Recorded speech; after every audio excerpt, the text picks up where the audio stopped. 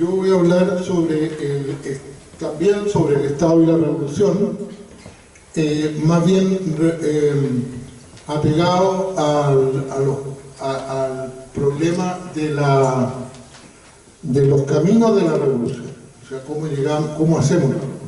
Suponiendo lo que plantea el compañero que me antecedió, de que hay una definición de Estado que tomamos de Lenin en forma muy clara, que es la doctrina marxista del Estado. Es decir, que el Estado, ¿no es cierto?, se produce en base a la contradicción fundamental de las clases sociales en lucha, y eso es lo que genera el Estado.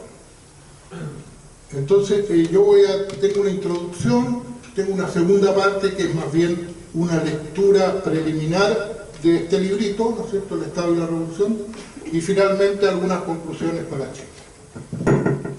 En la introducción me voy a permitir una cita textual que dice lo siguiente: el Partido Obrero Socialista expone que el fin de sus aspiraciones es la emancipación total de la humanidad, aboliendo las diferencias de clases y convirtiendo a todos en una sola clase de trabajadores, dueños del fruto de su trabajo, libres, iguales, honrados e inteligentes, y la implantación de un régimen en que la producción sea un factor común, y común también el goce de los productos.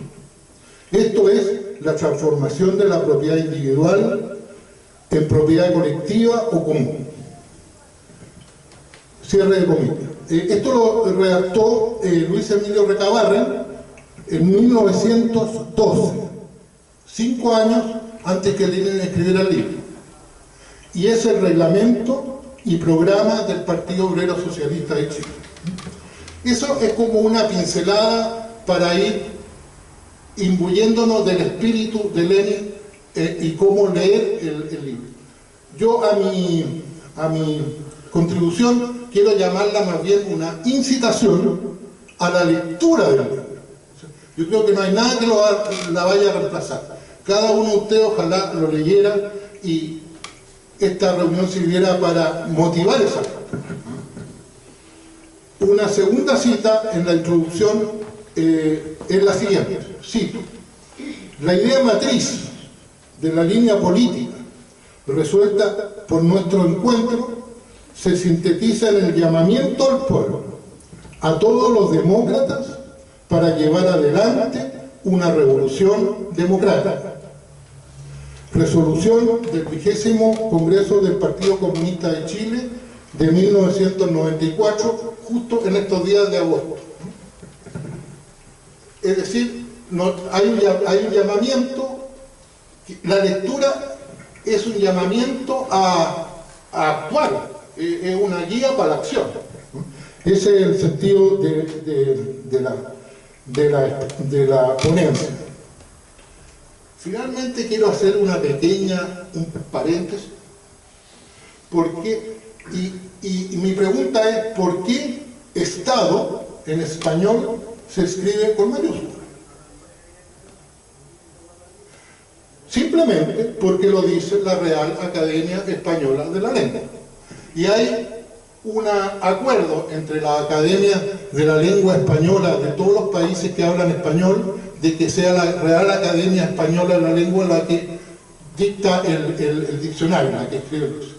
Entonces, la observación es la siguiente, aparte de aprender a escribir: ¿por qué yo tengo que leer el diccionario de la Real, de los reyes, del desgraciado Felipe VI de España? Yo soy republicano toda mi vida. Esa es la burocracia que nos aplasta, ¿no? Es una parte del Estado. Estamos obligados, porque si no, no nos entenderíamos. Si yo escribo Estado en español, después ustedes dicen una falta de ortografía o quiere decir otra cosa. Tenemos que adaptar una nomenclatura común para poder entenderlo.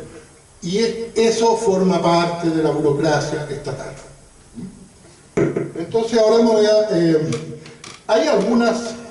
como ustedes ya vieron, hay algunos charlapos con lo que expresó el compañero, pero yo creo que me lo voy a repetir porque para no interrumpir el cauce de lo que yo escribí. Entonces, en las tareas de la revolución, según Marx, Engels y Lenin, que es de lo que trata el capítulo 2 y 3 de este libro, comienza en víspera de la revolución de 1848 en Alemania, en donde Marx está escribiendo tanto el manifiesto comunista como la miseria de la filosofía, en donde plantean que en la sociedad capitalista se produce la dominación de los trabajadores por los empresarios, por los capitalistas, lo que constituye una explotación del hombre por el hombre. Y ahí viene toda la teoría que explica Marx en una obra conocida en general como una obra de economía, el Capital, ¿no es cierto?, que es una crítica de la economía política, que es una obra política, no es una obra de economía, ¿no? En donde ahí se explica cómo el hombre explota al hombre en el capitalismo. Y los que no queremos explotar a nuestros congéneres, ¿no es cierto?, tenemos que luchar contra esa explotación. Y aquí está el camino. Durante la revolución, en el desarrollo de las transformaciones socialistas, los trabajadores necesitan de un Estado para tener a raya a los capitalistas, a los empresarios, para lograr la hegemonía en la sociedad. Naturalmente, en el transcurso del tiempo, el Estado en manos de los trabajadores se va adaptando a las necesidades de la revolución, de la lucha. Y en los primeros tiempos de la sociedad socialista, si bien comienza a dejar de tener sentido el Estado capitalista, porque los trabajadores no queremos explotar a los otros trabajadores. Entonces el Estado, que está diseñado para, como explicaba el compañero, ¿no? La teoría del Estado es que sostiene el modelo de explotación del hombre por el hombre. Entonces ese Estado no tiene sentido en una sociedad que está construyendo el socialismo. Y esa sociedad burguesa se irá sustituyendo por una asociación libre, que excluya las clases. Todos vamos a ser trabajadores. No habrá explotadores ni explotados. Entonces el aparato estatal burgués dejará de tener sentido, pues no habrá ni clase explotadora ni clase explotadora. Lenin lo dice con las siguientes palabras.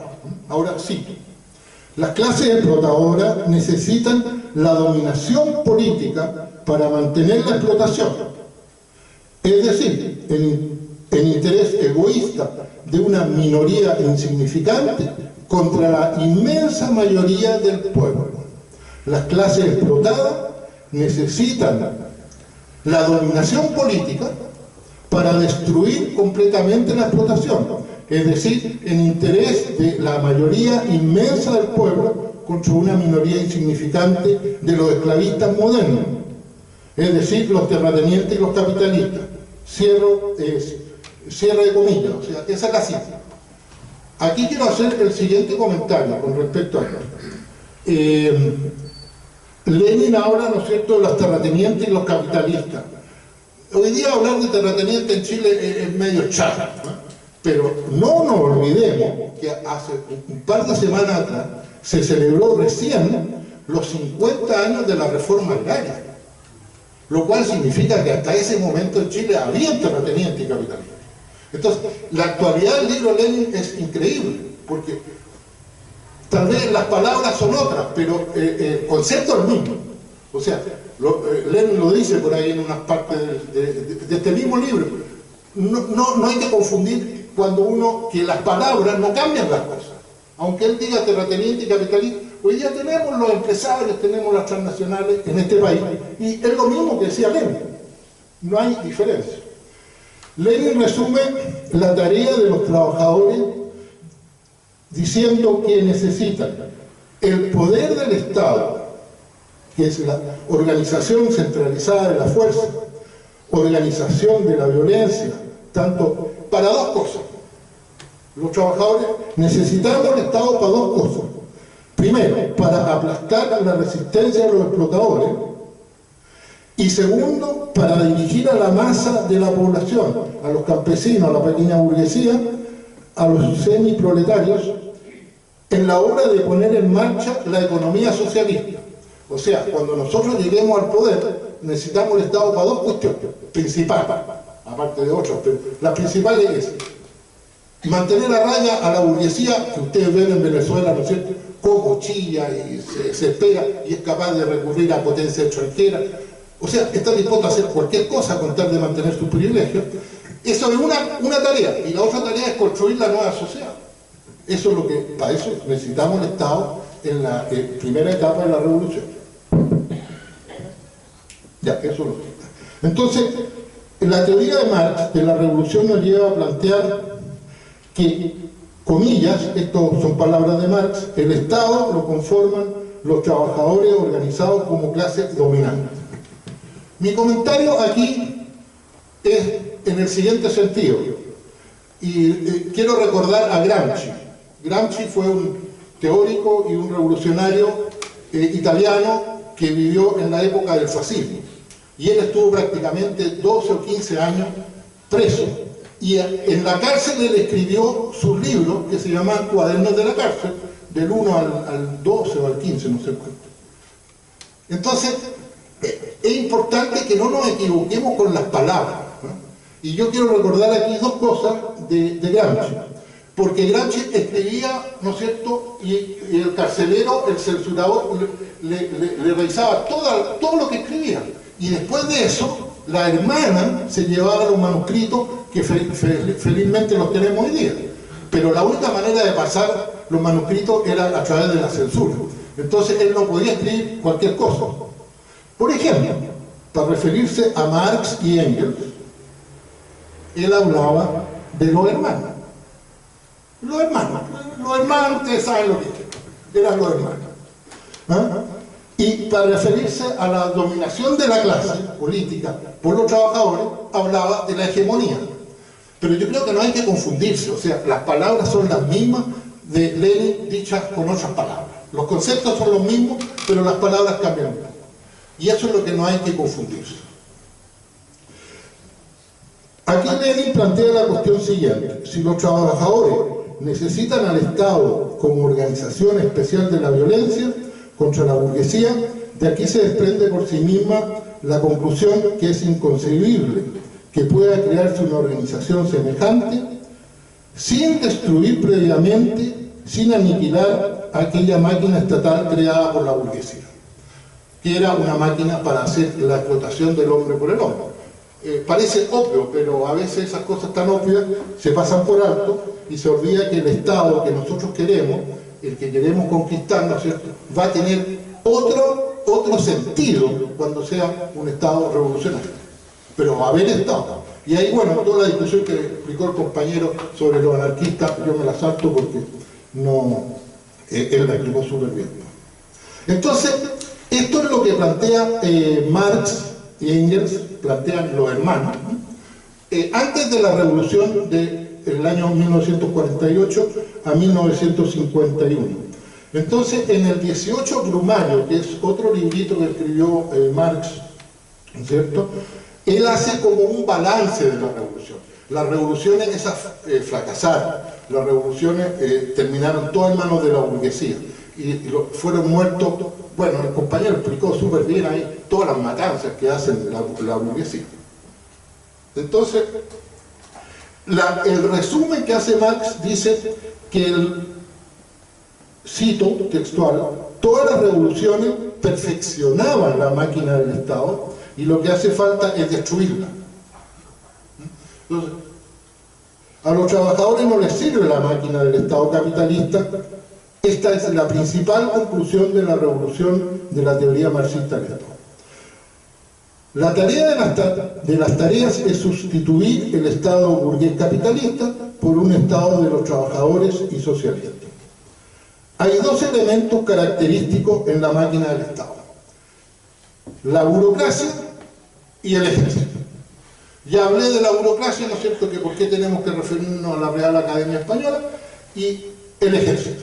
Y está de más hablar del ejército porque todos saben cómo funciona y las jubilaciones que sacan, porque parece, como decía un periodista por ahí, hay más mutilados ahora que después de la guerra del Pacífico.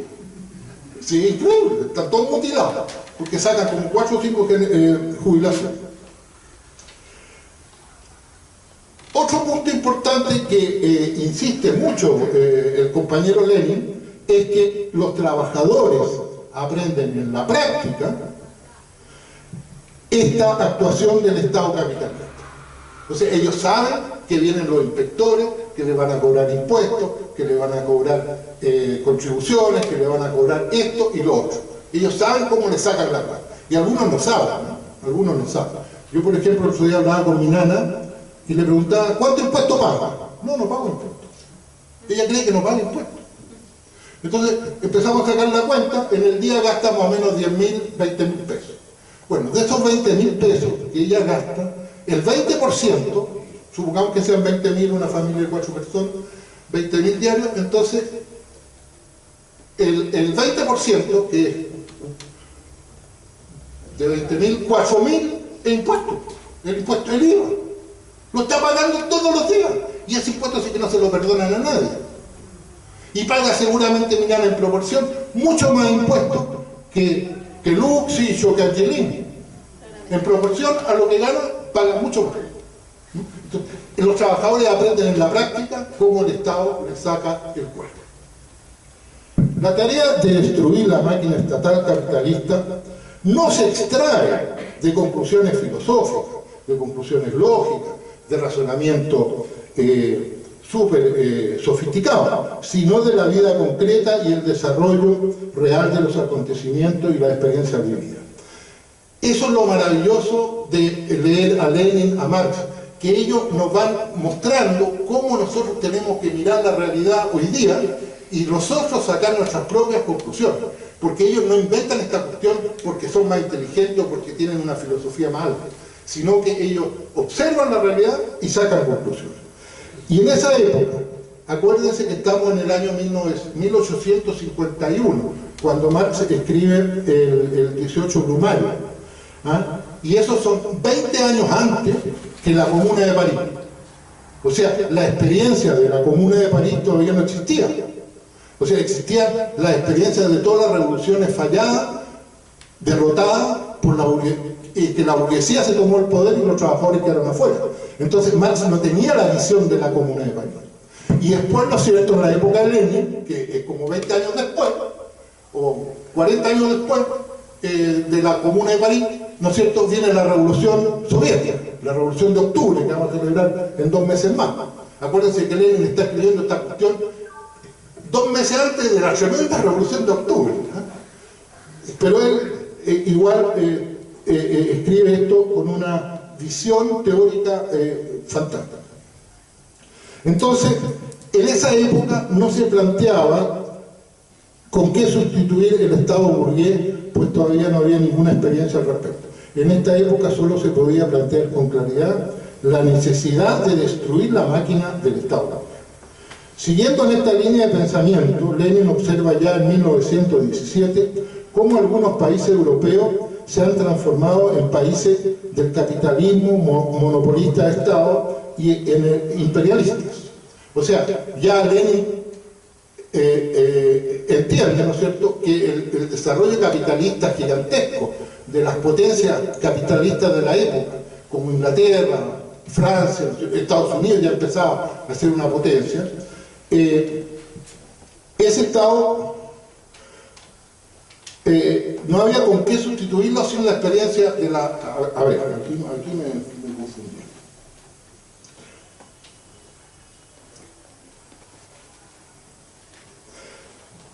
Lenin entonces observa que en 1917 la capacidad represiva de los estados de la época de él ya era gigantesca, era mucho, mucho mayor que la que se pudo haber imaginado Marx en 1851, cuando escribe las conclusiones de la revolución.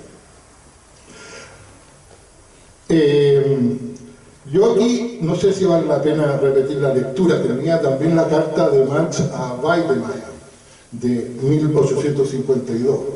Pero también vale la pena por lo menos resumir. Él dice, mire, yo no descubrí la lucha de clases. Eso la descubrieron los historiadores, los cientistas políticos de la burguesía. Ellos se dieron cuenta que había clases sociales. No lo descubrí yo lo tomé de ellos y por supuesto lo aplico. Y tampoco descubrí la lucha de clases. Ellos mismos la descubrieron. Lo que yo descubrí fueron tres cosas. La existencia de clases sociales, y eso lo explicó muy bien el compañero, ¿no es cierto?, aparece en un determinado estado de desarrollo de la sociedad. O sea, en la sociedad primitiva no había estado y en el futuro a lo mejor tampoco va a haber, cuando seamos socialistas, comunistas. Pero ahora hay. Eso lo descubrió Marx, que no es, el Estado no existe siempre. Segundo, que la lucha de clases conduce necesariamente a la dictadura del proletariado, y aquí yo les quiero hacer de nuevo hincapié en la lectura de la frase y de la tremenda contrapropaganda, ¿no es cierto?, de los medios de comunicación burgueses, de los medios de comunicación de las transnacionales, ¿no es cierto?, que le ponen como una palabra fea decir dictadura, ¿no es cierto?, aunque ellos tienen una dictadura de la burguesía en todo su esplendor, pero ellos nunca hablan de dictadura. Nosotros no tenemos para acá la dictadura, hablemos de la dominación de los trabajadores. Es lo mismo, la hegemonía, como quieran llamarla. Eso lo descubrió Marx, que la lucha de clases lleva a eso. Y nada. Ahora, es súper optimista. Él piensa que vamos a ganar. Yo también.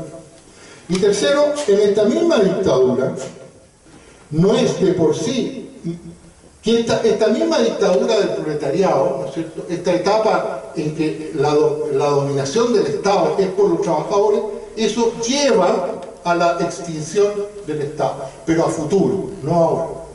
Esa es una diferencia tremenda con los anarquistas que quieren hacer explotar el Estado al tiro y con qué nos quedamos, ¿no es cierto?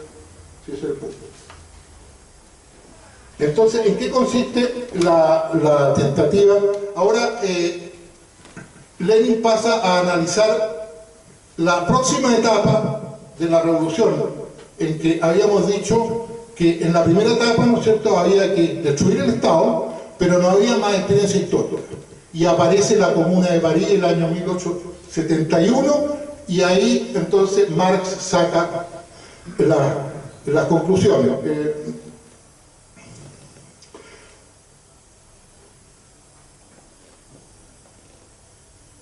Entonces Marx agrega, esto ya lo dijo el compañero, ¿no es cierto?, que Marx primero estaba escéptico con respecto a las perspectivas de la Comuna de París, pero cuando los trabajadores realmente toman la arma y pasan al ataque, él dice, aquí conquistamos el cielo. O sea, ¿se acuerdan ustedes de París del 68? Cuando decían, pidan lo imposible, más o menos lo mismo, o sea, pidan lo imposible, o sea, podemos hacer todo. El problema es que hubo algunos problemas y fueron derrotados, pero había una posibilidad real de triunfo, que son las lecciones que nosotros tenemos que aprender para que la próxima vez no nos derroten. La revolución desde la teoría marxista consiste justamente en romper la máquina burocrática del Estado, a lo que agrega Marx, comillas, es condición previa de toda revolución verdaderamente popular. O sea, destruir esa máquina. Ahora, ¿cómo la reemplazamos? Entonces ahí Lenin hace un resumen, yo voy a hacer un resumen del resumen, diciendo cómo Marx, ¿no es cierto?, en la guerra civil de Francia, saca las lecciones de la Comuna de París. Primer decreto de la Comuna, supresión del ejército permanente para sustituirlo por el pueblo armado. O sea, el pueblo, ese es el primer decreto. Segundo decreto, todos los concejales, la comuna, ¿no es cierto?, eran consejos comunales, que eran los que gobernaban en la época de la revolución, hasta que los derrotan. Entonces, en estos consejos, todos son elegidos. No hay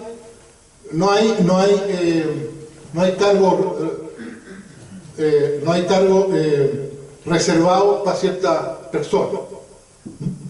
Por ejemplo, no hay cargo reservado para SOFOFA, ni para la Confederación de la Producción, ni para la ISAPRE. Eso no tiene ninguna reserva. Todos son elegidos por el pueblo. Segundo, todos son revocables. Todos los cargos son revocables. Y la policía depende de la comuna y responde ante ella, y todos los policías son revocables.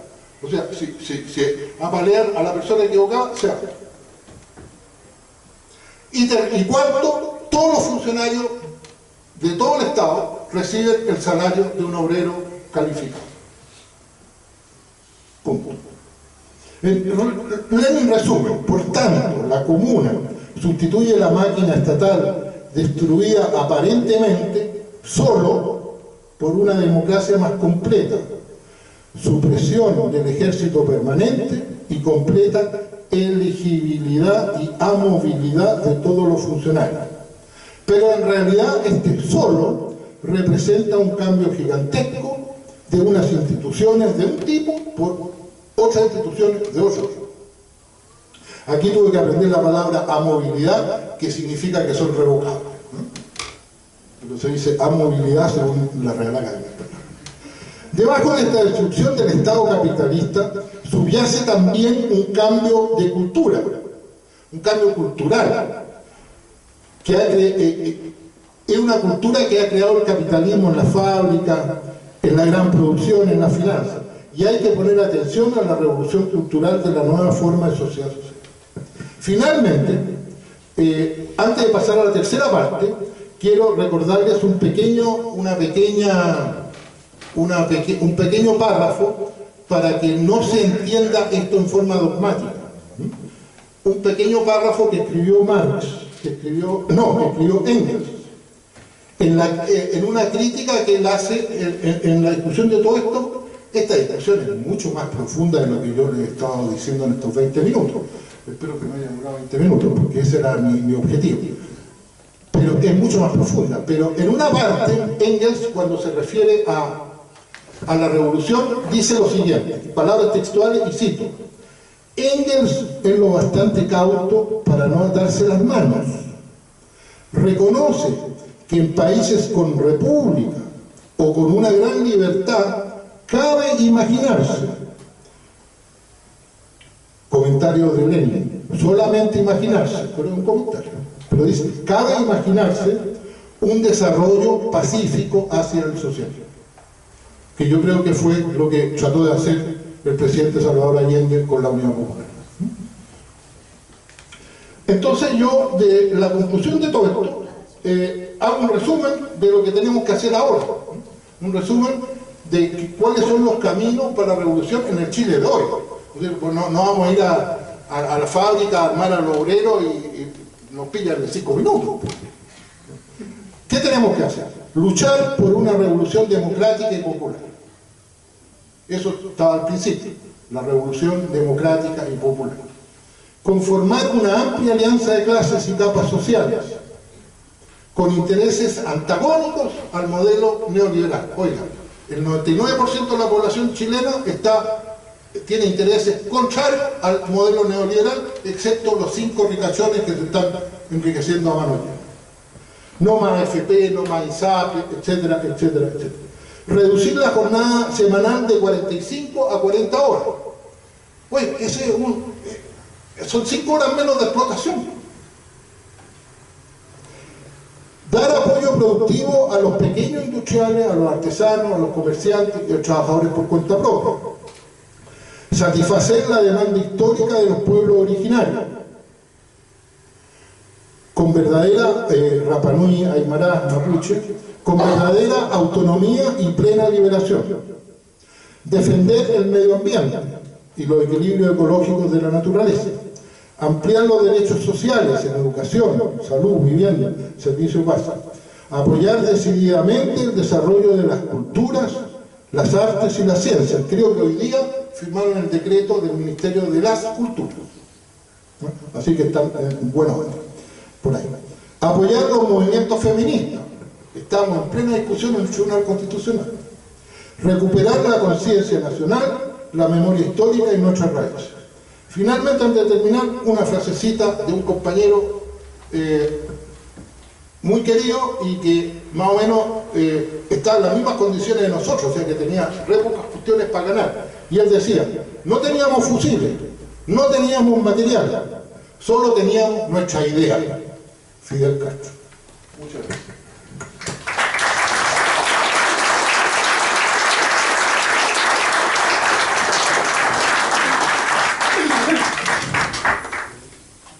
Gracias, compañero.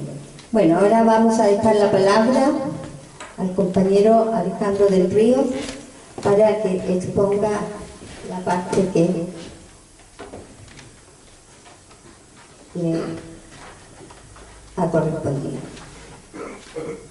Yo no soy tan organizado como lo otro.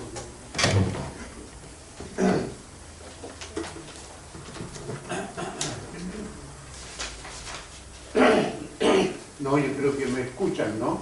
Sí, ¿me escuchan todos? Sí. Tengo buena voz. ¿Se escucha bien?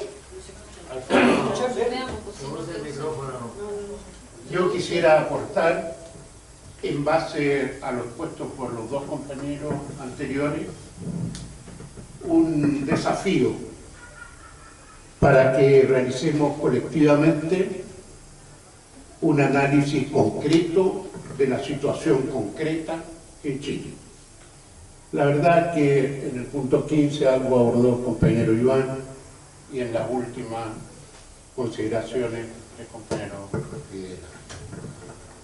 De algunas de las categorías del Estado y la Revolución de Lenin que hoy recordamos y hacemos vigente en sus 100 años. Después del 25 Congreso del Partido Comunista hemos conocido dos importantes materiales que complementan significativamente el análisis del período, del curso y del carácter de las transformaciones que están en marcha. Se trata del libro editado por el ICAL y Flaxo, que se llama Ensayo para un modelo de desarrollo sostenible. Es el primero, tomen en cuenta ese título. Y segundo, eso apareció en finales de julio, creo. ¿Alguno estuvo en la aparición de eso en el ICAL? ¿No conocen el libro ya? Sí, lo tiene el ICAL, creo, Está, como PDF para bajar. Si no lo tienen, Sí. se puede enviar a todo el mundo gratuitamente. Pero entrar a la página del ICAL. Y entrando en la página del ICAL. Y segundo, las bases del programa de gobierno 2018-2022, opinión del Partido Comunista de Chile, un documento de la Dirección Central de agosto del 2017, la primera semana. Esos son los dos documentos que yo quisiera nos refiriéramos, de que ustedes tuvieran y con el cual pudiéramos efectivamente hacer esto que queremos, analizar en forma concreta de la situación concreta en Chile. Por supuesto que junto con ello, más estos dos materiales, la convocatoria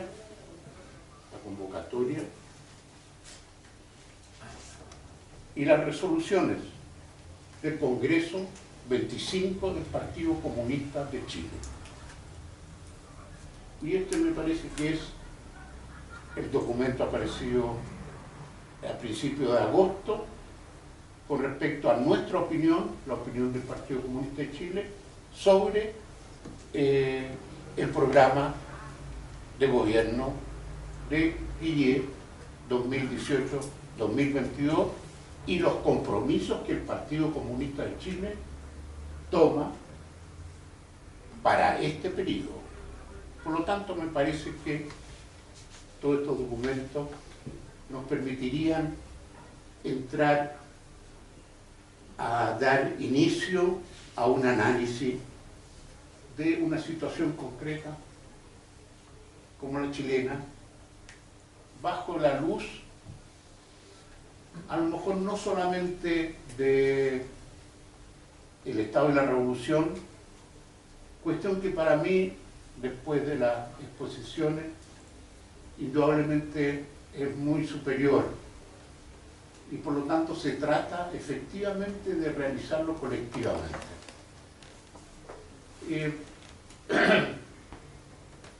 Yo creo que primero que todo partamos con documento, diríamos, con el significado de la consolidación de los cambios. Así se llamó este documento y las resoluciones. En las resoluciones del Congreso se lee lo siguiente, para decirlo concretamente, de acuerdo a lo que está.